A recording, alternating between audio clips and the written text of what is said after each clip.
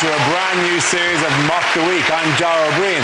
Joining me this week are Andy Parsons, Nathan Caton and Mickey Flanagan, Chris Addison, Hugh Dennis and Greg Davis.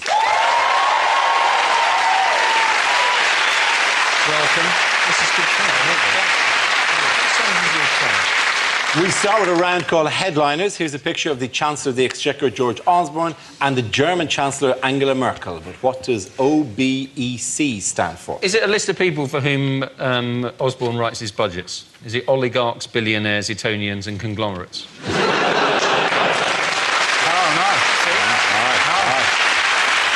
no. Is it, in fact, Old Berliner eats chin?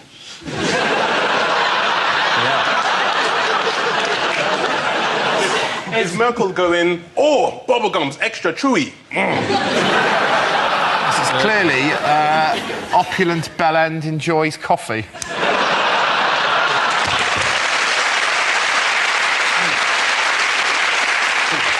Osborne bangs Euro cutie.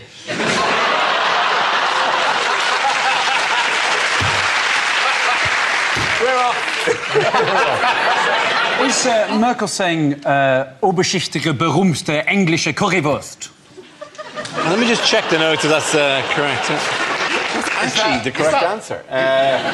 Is it a Spanish comment on what's happening in their country? Is it, oh, blimey, is catastrophe?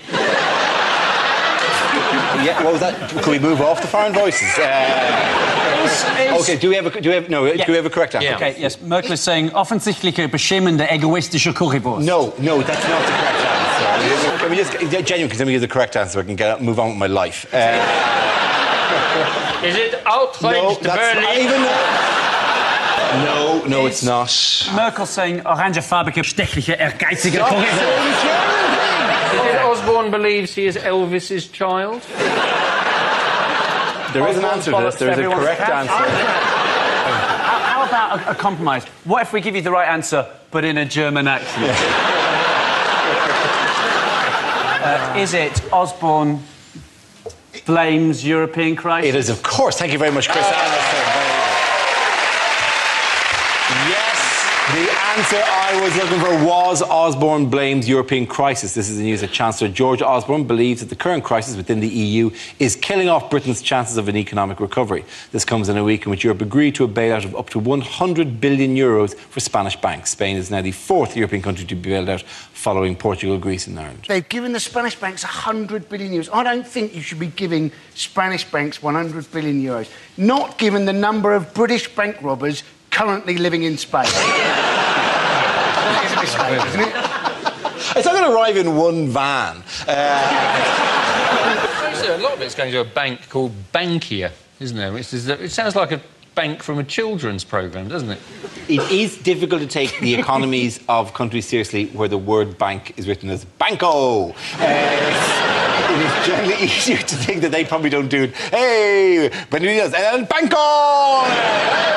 Banco. This accent's all right, is it, Doris? This is a fine accent. I'm sorry. To be honest, Dara, you've been doing a ridiculous accent since the beginning of this series. No, but Dara, it does help when you go on holiday there, though, doesn't it? Because, you know, even someone like me, I walk along and I go, supermercado. I reckon that's the supermarket. Banco, that'll be the bank. Baro, bar. You've got half a chance. You've been to Japan? Nothing. I give you nothing. You walk about, you don't know what you're doing. I was in the bank the other day, this is absolute truth, and a man had a shit on the floor.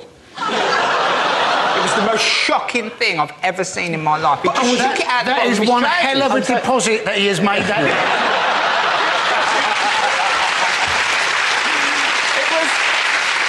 He probably normally does all of his banking on the internet, but he couldn't log on that day.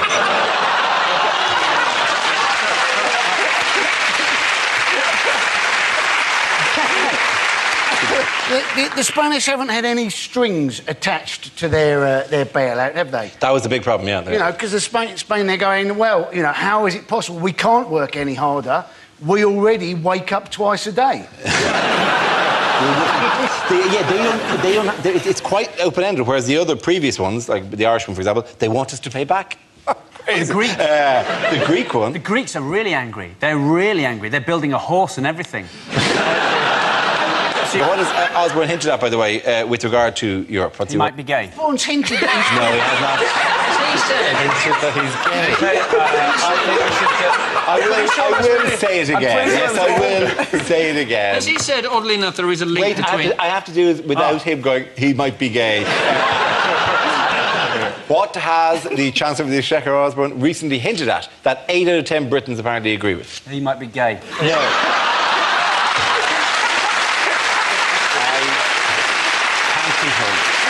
There is, oddly enough, a link between pasties and failing banks, in the sense that when you open them up, you've no idea what you're going to find inside. I do like how Osborne is using any tactic to blame everyone else and not himself. Like, he is technically like the white middle-class equivalent of the singer Shaggy, you know? It wasn't me, you know? He's threatened a referendum. He's threatened a referendum. He's threatened a referendum. Literally threatened a referendum. What happens, though, Dara, you seem to know about this, so if we leave, right? If you leave? If, say we go, right, that's it, we don't want nothing to do with you anymore. We've tried with you people, but you don't know how to look after your money. You're all irresponsible, you spend all day long swimming about, you know. Swimming about? You Europeans, you walk constantly about. just... So how can you let people vote on something when they don't know what they're doing? That's what happens at general elections. Yeah.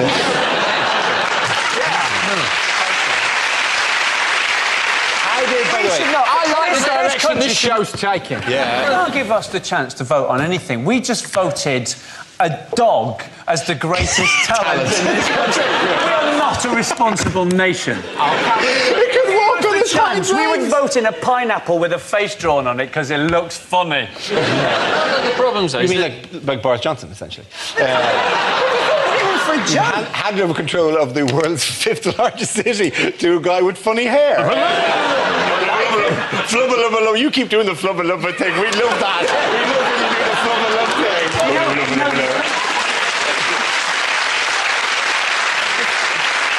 They're saying that he's done so well, Boris Johnson, now that he's back as mayor, that he should become the next Prime Minister of Britain. That's the thing. But he was actually born in America, so he's eligible to become the next President of the United States of America, which would be my preference. Imagine that, the leader of the free world, the most powerful man in the world, cut to a picture of a fat scarecrow on a bike. Fantastic, isn't it?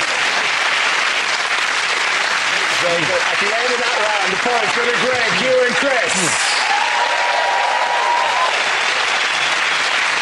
Now we play a round called Angela Merkel's Comedy Bailout. This game involves Nathan, Chris and Andy, so if you could make your way to the performance area, please. This round is a stand-up challenge. I launched a wheel of news, and wherever it chooses to stop, one of our performers will step forward and talk about that subject. The winner is whoever I think is the funniest. OK, here we go. The first subject is finance. Can I have somebody to go in and talk on that? Andy.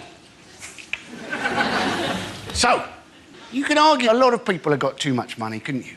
I would personally argue anybody who ever bought the autobiography of the talking meerkat, Alexander Orloff, you have too much money.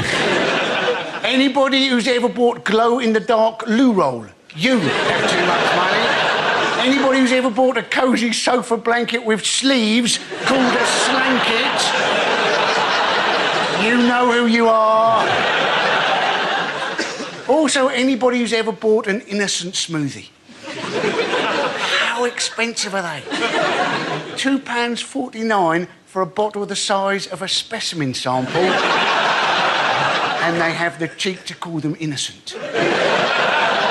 Ladies and gentlemen, go to a supermarket, buy yourself a banana. It will cost you 20 pence. Take a big bite, go, You would have saved yourself £2.49.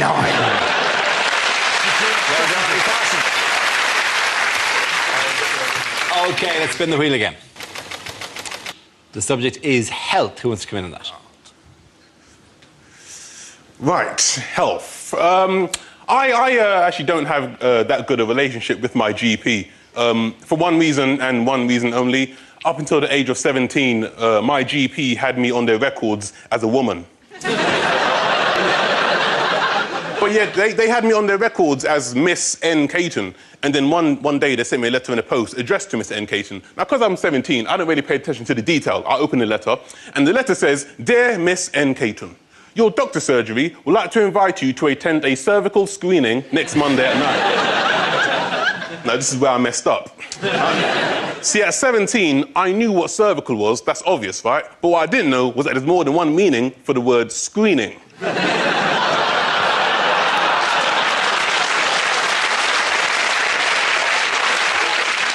I thought screening was like, you know, you're screening a film. So, when it said we would like to invite you to attend a cervical screening, in my ignorant, naive 17-year-old brain, I honestly thought I was being invited to watch a movie about women's genitalia. Right? Now, I'm 17, I'm horny, I'm a virgin. Am I gonna go? You're damn right I am. So next Monday morning, I go to my GP, I get to the reception, it's full of women, doesn't put me off. Right? Walk up to the receptionist, I go, "Hey, how you doing? I'm Nathan Caton, I'm here for the cervical screening." She looks up, sees me standing there with nachos, popcorn and pick and mix. Starts laughing in my face.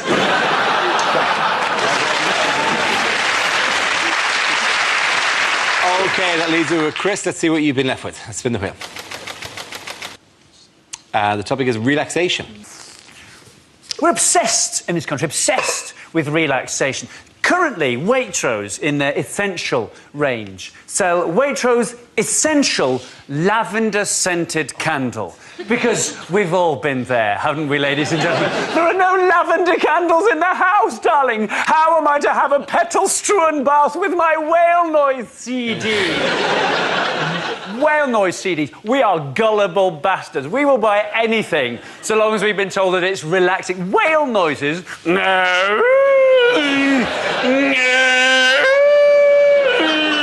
Are you relaxed? I've never been more at peace.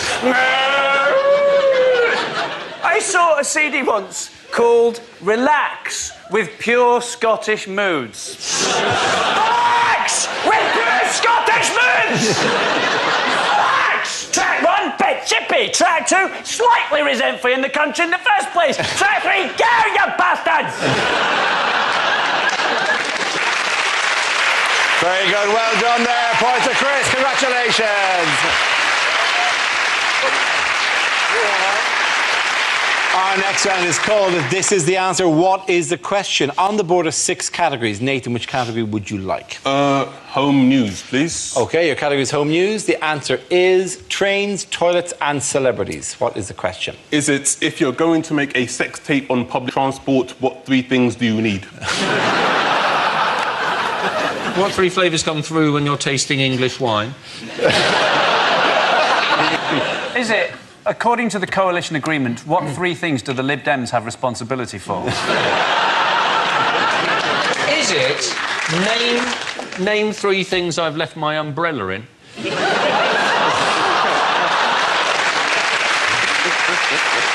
Is it 3 things you're probably best off not to lick clean? Is it, what is the name of Thomas the Tank Engine's no-holds-barred autobiography? Is it what Peter Andre says when he's asked what his daily routine is? Our trains, our toilets and our celebrities. Is it what? Is it what? High-pitched but not Australian anymore. Our trains, our toilets, our celebrities. I went to a voice coach to get rid of my Australian accent and I can't help thinking she's done something wrong. I've been over in this country for a while, so I sometimes slip into both fucking accents.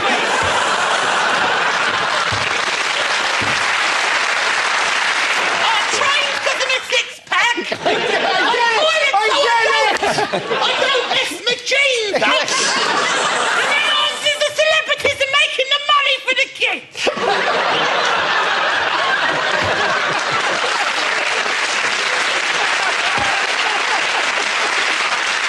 Does anyone have another answer? What do Would we do better than Morocco?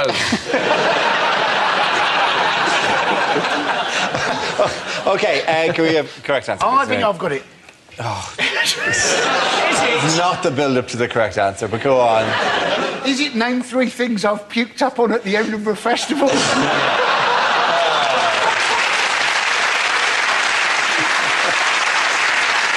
I know the answer, Dara. I'll give you the real answer, Dara. Will you give me the real answer? What are the 3 main talking points on a saga holiday? Is it? Is it 3 things that are full of shit?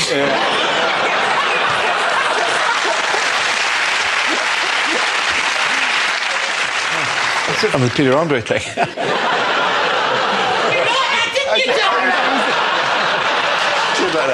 Where it makes the money for the children. That was the combination. Is it? No. What 3 things were most complained about at the Queen's Jubilee? If you can do that in a proper voice. OK. That's 3 things were most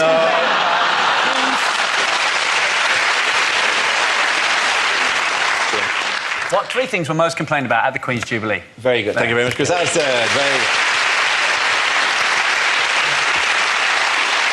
Yes, the question I was looking for was what aspects of the Queen's Jubilee celebration drew criticism from the press? Although the weekend was largely considered a success, there were complaints that the train system was unable to cope with the vast crowds, raising concerns about next month's Olympics. The lack of toilets provided for revellers was also criticised alongside the BBC's celebrity-heavy coverage of the event. Did you watch the various events? The BBC's coverage was sort of criticised for looking less like a royal occasion and more like the One Show, but that is what the Queen calls it. It's the One Show! It was an excuse for a bit of an ease up, though, wasn't it? You know, it's one of those weekends where you get so munted Saturday, Sunday, Monday, you phone up work saying you can't come in Tuesday, forgetting that's a bank holiday as well.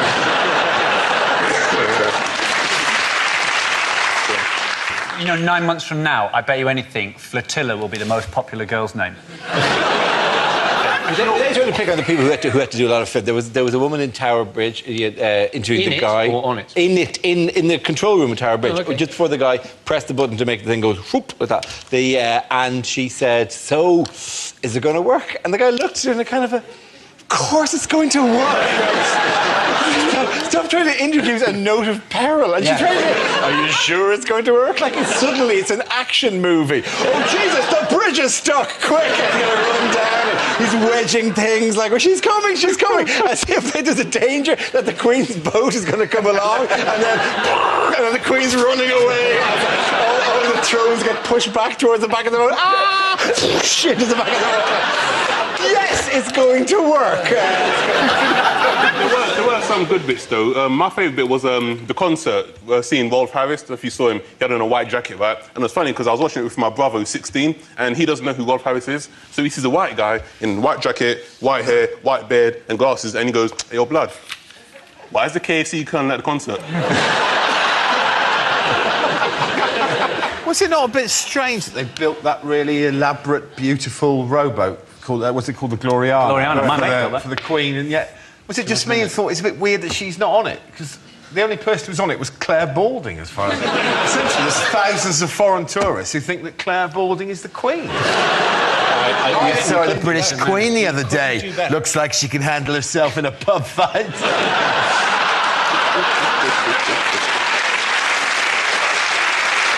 All the American actors already said happy birthday to her. Was that it was, you know? Yeah. Grace Jones, who had a hula hoop for the last 3 randomly walks out hula hooping, slave to the rhythm. That was the weirdest thing. I genuinely thought, am I the only one seeing this? Why? Slave to the rhythm. It wasn't. Who booked Grace Jones? She wasn't hula hooping, she'd been imprisoned by the elders of Krypton. No, you got to be very careful. I learned from Twitter, you got to be very careful. On the night of the concert, I had the temerity at one stage of going, because there was an Ireland football match on at the same time, and you know, Twitter's a global medium, and I was going, "Oh look, this is a score at the moment, like for loads of Irish people," and I had loads of people tweeting going, "Nobody cares! # Jubilee." Like I'd walked onto the stage and gone, "Yeah, Rob, put a sock in it. It's 0-0." And in a year when we've had such a campaign against knife crime, who do we have Tom Jones going, "I felt the knife in my hand, and she laughed no more." Why is the weather making headlines? Because the weather outside is frightful, although the fire inside is delightful. Since there's no place to go... Basically, they've had some problems with caravans, haven't they? That is putting it mildly. They have had some problems with The caravans. thing about caravans is you can actually move them, can't you? It was quite sudden. Quite unexpected. None of these want a static caravan. It was a static caravan park I felt particularly bad for. Hello, I'd like to complain about my static caravan. What seems to be the problem? Oh, I'll tell you what the problem is. It's not quite as static as I... It's like George Osborne is somewhere going, if the VAT doesn't get you, the weather will. That was in Wales, right? That was in Wales. Yeah, because I saw an interview online about they interviewed some woman who was on one of those trailer park things. They're having a honeymoon and it got destroyed. And she said, "Oh, it's a disaster. It's a disaster." And all I could think was, if you're married to a man who's taking you on a honeymoon to Wales to spend time in a caravan, it's already a bloody disaster.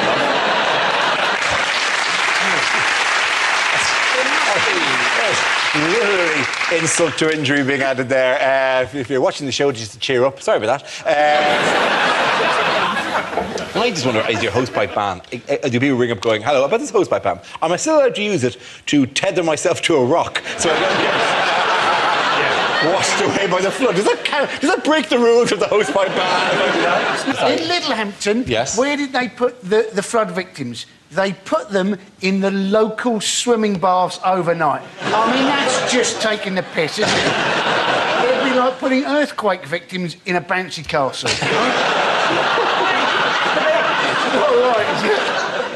The person I blame for this is the guy who was interviewed 2 months ago when it was like there was 2 weeks of rain, and they said, "Well, surely the drought is over now." And they went, "Oh no, you need another 6 weeks of rain to do the drought." Well, we've got it. Happy now. Where's me? At the end, and the point go to Greg, Hugh, and Chris. Now we come to scenes we'd like to see. So if everyone can make their way over to the performance area, I'll read out this week's topics and then we'll see what our panelists can come up with. Okay, here we go. The first subject is unlikely things to hear at an awards ceremony. And the winner is Dara O'Brien.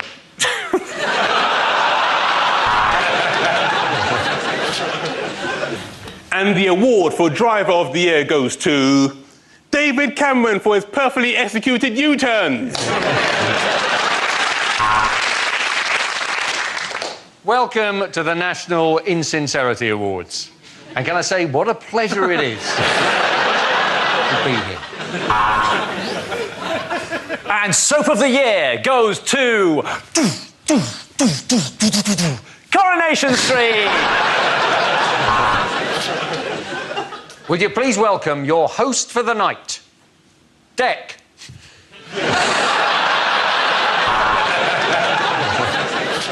And the award for Best Actress this evening goes to John Travolta's wife.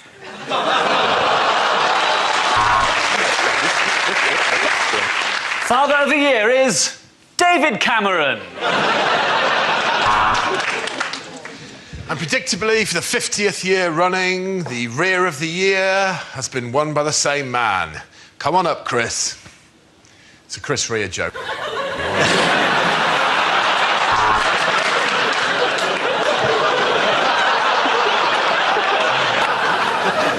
And the award for Best Film, Kling Film. Oh, that was all right, though, was it? It's bullshit, Dara. It's all politics, man. This is the point in the Psychic Awards when we like to remember those we lost next year.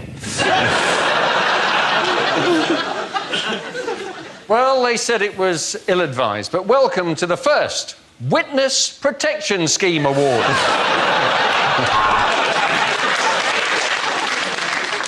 And the award for most cleavage on view goes to Eamon Holmes's arse. Well, now our final category. Category C. There are 3 sex offenders nominated tonight. And I'd just like to say to the wife at home, you better not be there when I get home, sister. Because I'm big time now. And the best posthumously released rap record goes to Kim Yong for I Told You I Was Ill.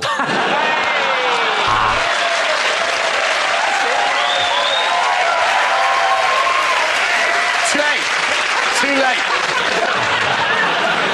And to present Best Film in a Foreign Language, would you please welcome Nick Griffin. And the winner of Rear of the Year goes to Chris Rea. Okay. Our next topic is unlikely lines from a thriller. What more evidence do you need that there is a mole? Look at the lawn.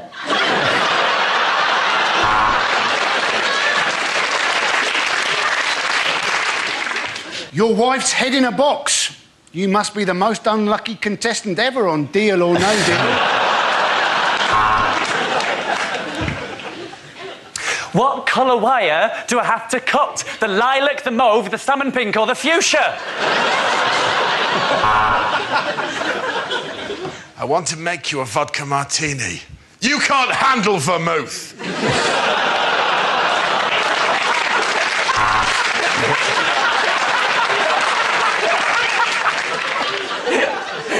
Is that a gun in your pocket, or are you just pleased to see me? She purred.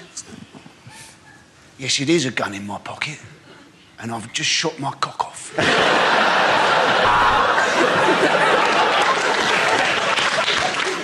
I'm telling you, there will be no attack. This is a side picked by Roy Hodgson. So, Mr. Bond, we meet... Ah! Flipping cat!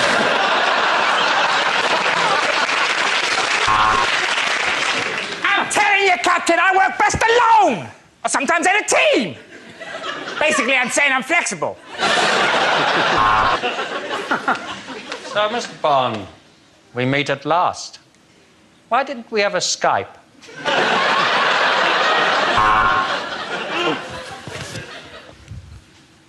I would like to gently lift your horse's foot. You can't handle the hoof!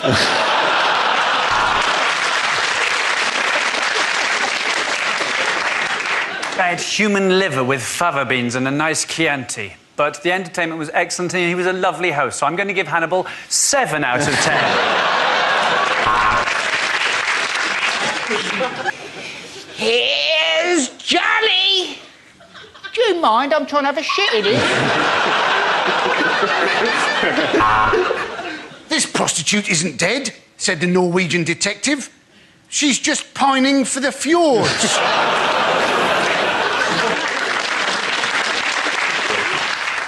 And as his eyes gradually became accustomed to the shadowy darkness, he realised he was not alone in that room. Who is it? It's me, Peter Okay, the points go to Greg, Hugh and Chris.